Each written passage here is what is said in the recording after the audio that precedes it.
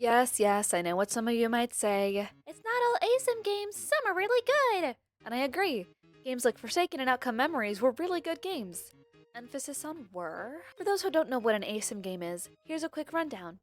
Asym is short for asymmetrical, which means not symmetrical or uneven. Normally, Asym games are round-based, with one to however many people as killers, and the other team would be survivors. The teams need to be uneven, otherwise it wouldn't be considered an Asym. A few good examples of Asym games are Dead by Daylight, Among Us, Die of Death, Sonic.exe The Disaster, etc. Now that that's out of the way, let's get to the meat and spaghetti. Quick reminder that all of this is my personal opinion. If you don't agree with me, remember that it isn't grounds to harass or belittle me.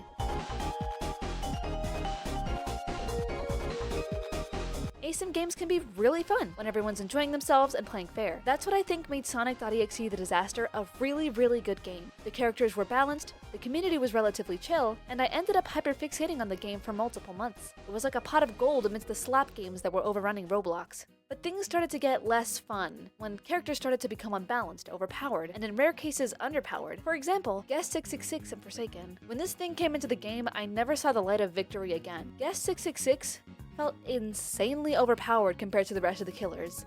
I'm not sure how that is now since I haven't touched the game in a hot minute, but I do have a few of my friends telling me they really don't like playing against Guest 666. The same thing with Colossus in any game he's in, really.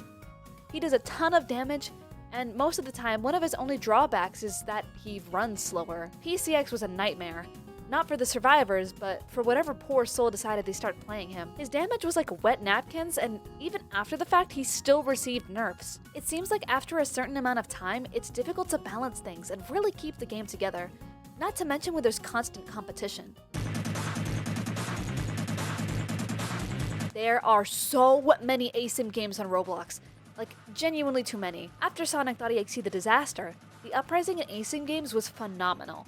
In the most neutral way possible. Because after that, we got the Robloxian Till Dawn, Dimensional Coalescence, Forsaken, Die of Death, Sonic.exe The Disaster Eclipsed, Outcome Memories, and a bunch in the works like Bite by Night, Biophobia, The Catastrophes, and Fractured Genesis. It's great to see so many developers really reaching and trying to get their stuff out there and hopefully replace the ones that really need to be put down. But there are so many. Not that it's necessarily a bad thing, not on the player's end, especially if they really like Asym games. But the potential tension that can come, the players that love to compare everything to one game, the amount of times I've seen people call the Robloxia Until Dawn the OG Forsaken is kind of insane.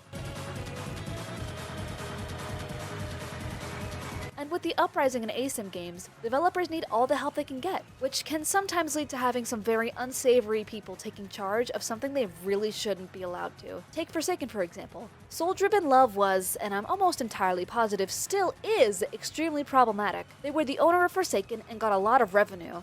And I don't think I'd be wrong to assume they're still making a banger buck from the game. Another example, with the recent cancellation of Outcome Memories, the lack of communication between developers caused a lot to go down. Sonic.exe The Disaster Reborn, that was hardly up for like 2 weeks?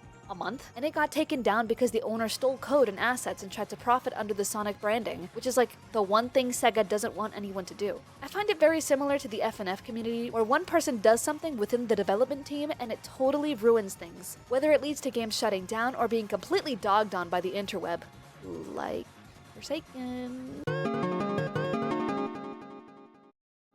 Oh my god.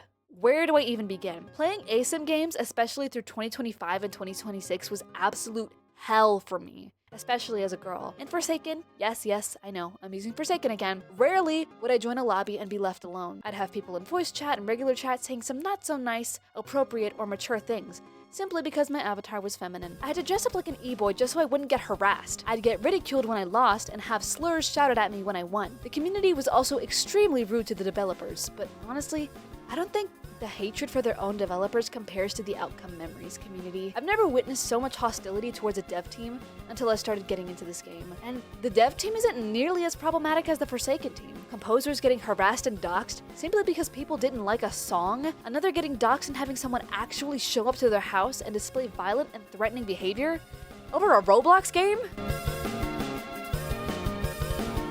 Asym games are just huge mental roller coasters, and I don't feel like hitting those loops and turns to play any more of them. I really hope that the upcoming games like Bite by Night and Biophobia can bring some good to the Asym genre, because it's not really looking good right now.